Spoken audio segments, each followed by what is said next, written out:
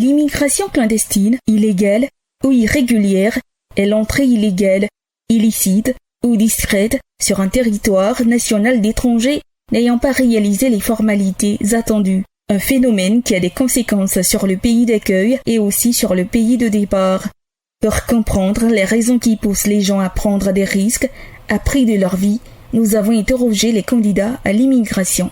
Madame Obrokoko Jacqueline évoque les raisons qui pourraient la pousser à tenter l'aventure à travers l'immigration clandestine. Moi, ce qui pourrait me pousser à aller en immigration, c'est peut-être la recherche d'une vie meilleure. Peut-être le manque d'emploi.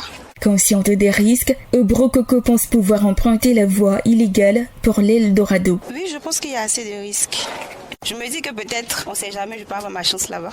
Notre candidate à l'immigration précise savoir que les gouvernants des pays d'accueil s'occupent en priorité de leurs ressortissants avant de penser aux immigrés. Je pense que c'est vrai que là-bas aussi ils ont des charges parce qu'ils doivent s'occuper aussi de leur population avant de s'occuper de la population qui vient chez eux. Monsieur Cissé Mori donne aussi les raisons qui peuvent le pousser à entreprendre l'immigration clandestine. Il dit la cherté de la vie et la condition du pays. Si je travaille dans un endroit que il me sent à l'aise, l'État vient casser, que c'est un coin de l'État, il fait comment? Monsieur Ndiaye Abdoulaye, ancien immigré clandestin d'origine sénégalaise, fait un témoignage sur le parcours qu'il a fait avant d'arriver aux États-Unis d'Amérique. La deuxième raison, j'ai fait la voie clandestine. Avant de créer l'association, je l'ai fait, moi. J'ai pris le bus à Dakar. Je suis arrivé à Bamako, au garage Sokoninko. Je suis arrivé à Sapa. On ne pouvait plus continuer. Et un jour seulement, les gens m'ont dit qu'ils retournent.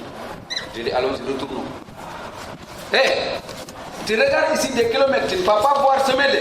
C'est un chameau qui est devant, le 4x4 est derrière. Hein? Quand tu regardes tout, les dunes de sable sont venues te remplacer là où tu étais. On est revenu à Agadez. On a dit, il y a un autre chemin qu'on va prendre. Tamarazet, Algérie.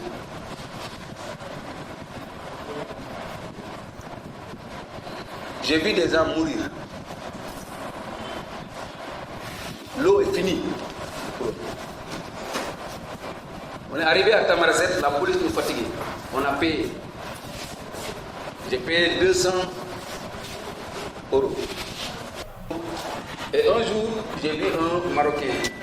Il dit que j'ai expliqué pour si tu me payes 1500 €, je t'amène de l'autre côté. C'est 15 minutes, c'est 15 km, c'est ici, tu vois. Mais l'eau, ah non, il ne faut pas rentrer dedans. Dans notre hôtel, là où on logeait, chaque jour, on amène des cadavres.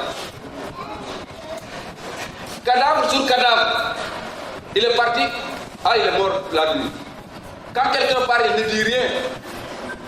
Jusqu'à ce que tu vois son cadavre. Et quand j'ai eu un speedboat, c'est-à-dire le speedboat, il y a quelqu'un qui est devant toi, qui est derrière. J'ai payé, ils m'ont amené. Maintenant, le voyage clandestin, il y a de l'argent. Quand je suis arrivé, j'ai calculé tout, j'ai dépensé plus de 4000 et quelques euros. J'ai dit, mais... Ndiaye Abdoulaye, fondateur d'une structure pour les immigrés, donne des conseils aux candidats à l'aventure. L'immigration clandestine peut être un danger. Ce n'est pas le fait d'arriver en France qui compte, c'est de savoir pourquoi je suis venu en France, qu'est-ce que je suis venu faire. Nous pouvons rester ici, construire le pays, construire la Côte d'Ivoire. Il y a des gens qui n'ont jamais voyagé et qui ont réussi dans ce pays. Non, je le déconseille. C'est très dangereux. C'est très dangereux. Vous savez, la vie n'est pas une loterie. Ils peuvent rester ici et réussir, de ne pas partir. Il y a de l'espoir ici. Surtout le chemin que la Côte d'Ivoire vient de prendre, ils peuvent réussir ici. Mais pour partir, il faut demander un visa, il faut aller à l'ambassade, demander, ne pas payer les escrocs, ne pas... Une dame qui a tenté la voie illégale et qui veut rester sous anonymat explique son aventure pour l'immigration clandestine. Moi, je suis partie au Maroc, comme on le dit, c'était pour un avenir meilleur. Vu qu'il y avait beaucoup de connaissances qui sont rentrées par la traversée de la mer en Europe. Donc du coup, moi aussi, j'ai voulu tenter ma chance aussi. Pour moi, ça m'a pas souri. La première tentative, je crois qu'on nous a mis en forêt.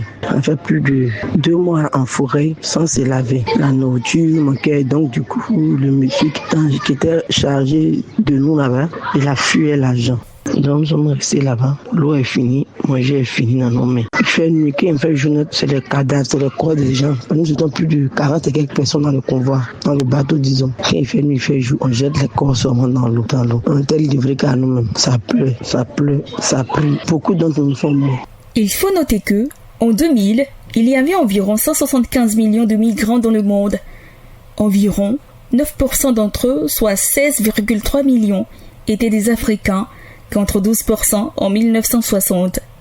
Les migrants représentent de 5 à 12% de la population de 30 pays industrialisés, d'après la Commission mondiale sur les migrations internationales. La migration s'accompagne de nombreux défis complexes, déclarait l'ex-secrétaire général de l'ONU Kofi Annan. Questions liées aux droits de l'homme, perspectives économiques, pénurie de main-d'œuvre et chômage, fuite des cerveaux, multiculturalisme et insertion sociale, et flux de réfugiés et de demandeurs d'asile. Les autorités sont également confrontées aux questions liées au respect des lois.